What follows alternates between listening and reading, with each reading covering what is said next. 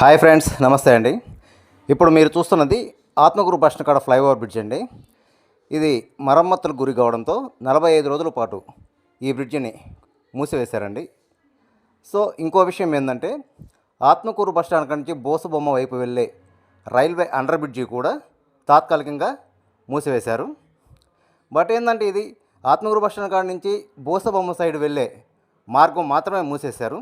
ఆ పక్క నుంచి బోసబొమ్మ కాడ నుంచి ఆత్మకూరు బస్ స్టాండ్ వైపు వచ్చే ఇంకో వైపు ఓపెన్ చేస్తున్నారండి. దయచేసి వాహనదారులు ఈ విషయాన్ని గమనించాలి. కొందరు సోషల్ మీడియాలో మొత్తం క్లోజ్ చేశారని చెప్పారు, కానీ మొత్తం క్లోజ్ చేయలేదండి. ఒక సైడ్ మాత్రం వాహనాలు వస్తూ ఉన్నాయి. వాహనదారులు ఈ విషయాన్ని గమనించండి. Okay friends, thank you.